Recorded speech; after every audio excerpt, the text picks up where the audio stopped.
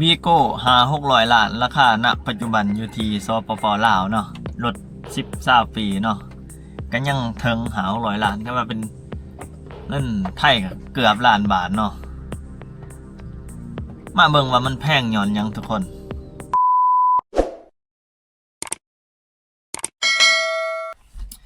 ค่านิยมของคนลาวสวัสดีทุกคนมื้อนี้เราจะมาเว้าเรื่องค่านิยมของคนลาวเนาะคนลาวเฮานี่ยังก็ใส่ค่านิยมไปตามๆกันเนาะสมมุติว่าฮิตตัวนี้ก็นำกันไปเนาะโดยที่บ่ศึกษาก่อนหรือว่าโดยที่บ่ไตร่ตรองว่ามันเหมาะหรือว่าบ่เหมาะเนาะมันมีสมเหตุสมผลบ่หรือว่าแนวใดเนาะคันคือว่าเรื่องโทรศัพท์เนาะยกตัวอย่างซะเป็นเรื่องโทรศัพท์คันโทรศัพท์ iPhone ก็แม่นศูนย์ไทยเนาะศูนย์ไทยอย่างเดียวศูนย์นอก LA หรือว่าเกาหลีญี่ปุ่นแม่น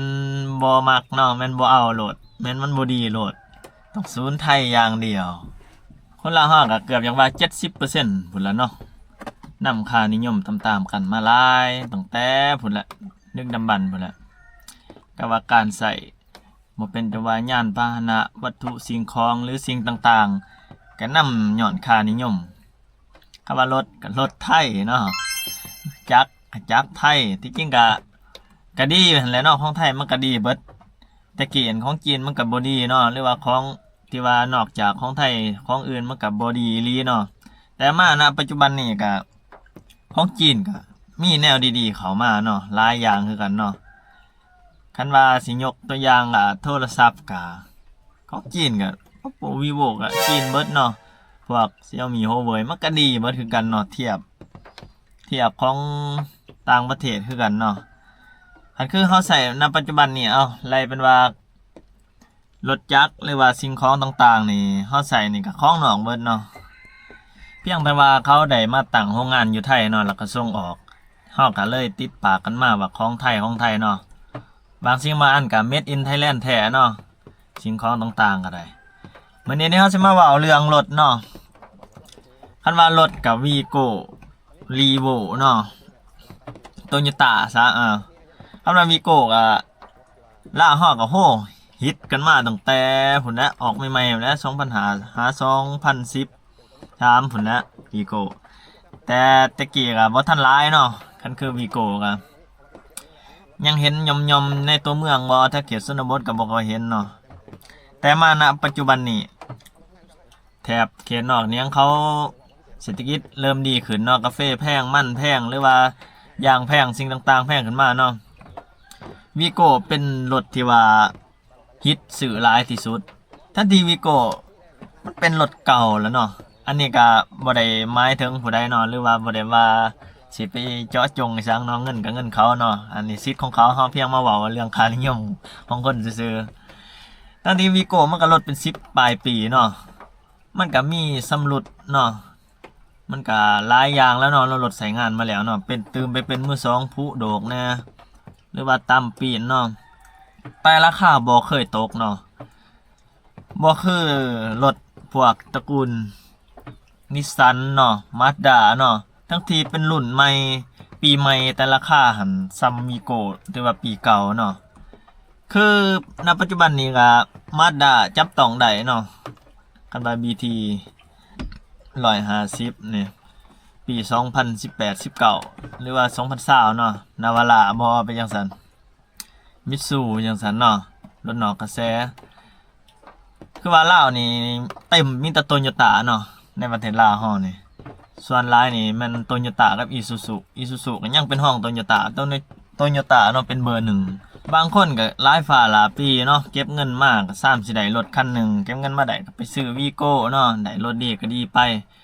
แต่ว่าบางคนก็ถูกตัวบ่ดีถูกตัวหมู่ตัวขายให้ก็แฮงหนักแฮงเจ็บตื่มเนาะก็หลายคนก็หลายเคสคือกันเด้อเห็นตัวนี้ตัวว่ารถปกติเนาะบ่ตามปกติบ่ปีนบางคนก็เบิ่งบ่เป็นเนาะอันนี้ก็หลายเคสคือกันอันนี้ก็ระมัดระวังกันเอาเนาะเอาเองนี่ละแต่ว่าส่วนอยู่ไทยนี่Vigoนี่น่าจะบ่เห็นล่ะเนาะคันเห็นก็ตามเต็นท์มือ2เขาก็จะ200,000 300,000เนาะแซมออปชั่นเต็มก็มอง300,000สำนั้นละ กันว่าเว้าเรื่องวิโก้ได้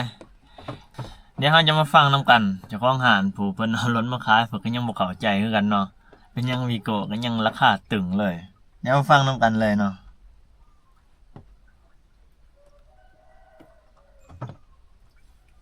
อันเดียวนี่นะแต่ไม่เคยเงินแต่ไม่เคยงอแฮะราคารถวิโก้นี่จะได้แต่หอดหา600 ล้านคันว่าตีใส่มูลค่าเสื่อมสภาพนี่ตีไปรถเท่เนาะต้องได้แป้งบ่แป้งบ่ได้ซะรถที่ผ่านการแป้งมาหลายเด้อเนาะคันว่าวิโก้เนาะเป็นสิว่าวิโก้แต่เป็นหยังมันคือหอดหา600 ล้านปัจจุบันมันรถห้างคนก็นี่วิโก้คอยก็ขายมันมาโจมตีหันโน่นนี่นั่นเนาะเงิดอันเงิดมามันแพงแต่ยังบ่ปานใดมันเงิดแล้วเขาซื้อนะจังได๋ก็จังซื้ออามาเท่าใดก็บ่ยากกี่หน่อยวะโอ้ก็แปลกเนาะครับว่าค่านิยมนำจนลืมว่ารถมันใส่มาหลายปีแล้วมูลค่าเสื่อมสภาพมันเกือบว่ารถเท่ตีเป็นรถเท่รถเก่ารถโซ่มเนาะมีว่าคนซื้อรถวีโก้มาบ่เคยแปลงได้เทื่ออีหน่อยอยากถามบ่แม่นว่าเขาค้างเงินกับทางนี้นะที่อีหน่อยคือว่ามันแพงโพดนี่นะอีหน่อยสิซื้อมาขายก็ได้ขายแต่ว่ามันคือสูงแถวว่ารถวีโก้ที่มันคือมาสูงแท้แต่ของเงินแท้เงินตัวนี้แหละทั้งที่เป็นรถใหญ่พ่วงเนาะรถสายเดิมนี่ราคาก็ได้หน่อยเขาฟังแน่รถใหญ่พ่วงอีกแต่ที่หน่อยขี่นี่นะรถสายเดิมเนาะปี2025เลยราคามีแต่600 ปลายไม่รถไม่เลยนะรถพวกออกมาในปี2526นี่ไอ้จะเบิ่งก็ได้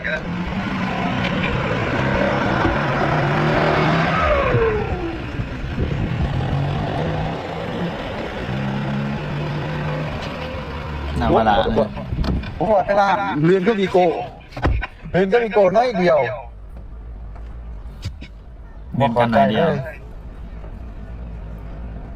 พวกหลอดไปละได้สายเดิมตัวนี้ไม่แอร์รัง ใช่เดิมนี่ แม่กูได้สนใจกินหน่อยสิขายเนาะขายประสดก่อนขายเซโรดี อันนี้แล้วเนาะค่านิยมตามกันวิโก้นี่คำว่าวิโก้มันก็หลาย10 ปีแล้วเนาะมันต้องเสื่อมสภาพตามการใช้งานเนาะบ่เฮ็ดสีใหม่ก็เฮ็ดจักเนาะบ่เฮ็ดจักก็มีแนวสำรุดบ่อย่างใดก็อย่างหนึ่งเนาะนี่ก็2026เอากันว่าคนซื้อใหม่ปีนี้ก็ได้บัดนี้ฮอด2030เจ้าใช้ประมาณอยู่4 ปีเอามันก็เป็นตกรุ่นเก่าแล้วเนาะก็ถือว่าซื้อรุ่นใหม่หรือว่าบ่พร้อมปีนี้คอยปีต่อไปดีกว่าอันนี้ก็ตามความจำเป็นของแต่ละคน แล้วทุกคนเนี่ยคิดว่าจะได้เกี่ยวกับรถวีโก้อยู่ลาวเฮาที่เฮาบอกไปทั้งหมดก็บ่แม่นสิได้อยากพาดพิงหรือว่าโจมตีหยังเนาะเพียงแต่อยากซื้อว่านำค่านิยมหลายก็บ่ดีเนาะต้องเบิ่งเหตุและผลมันสมเหตุสมผลแท้หรือบ่ว่าสิ่งนี้มันเหมาะกับเฮาหรือบ่จำเป็นต้องซื้อตามเขาหรือว่าคนข้างเฮือนได้แบบนี้ก็ต้องเอาแบบนี้เนาะบ่ต้องจำเป็นต้องว่าเอาแบบเขาทุกสิ่งทุกอย่างนะเฮาเลือกเองบ่แม่นเฉพาะแต่เรื่องรถเนาะสิ่งต่างๆคือกันคือยกตัวอย่างน้องข้าพเจ้าเองคือกันเนาะซื้อโทรศัพท์ฮิตตามเขาเนาะ iPhone 13เดี๋ยวสิมาเว้าสู่ฟังเลยฮิตอันนี้มันราคาถูกเนาะ iPhone 13 4 ล้านปลาย4 ล้านปลายมันมีบ่คิดในใจมือ2กันน้ำกันฝุ่นมันยังบ่ได้แท้ๆมันเป็นเครื่องประกอบเนาะเครื่องประกอบบอกไว้ซื้อก็ยังซื้อเนาะยังไงเอา iPhone 11เครื่องเดิม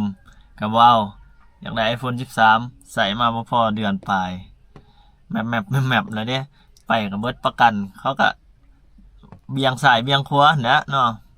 ไปนั่นนี่ก็บ่ได้สุดท้ายก็เด้บ่ได้ใส่ซ้ำตายทิ่มซื่อๆมีแต่ถาไปแปลงใหม่ถาเพิ่นได้เงินอีก นี่ก็ทั้งหมดเนาะของคลิปนี้ก็จบไปเพียงเท่านี้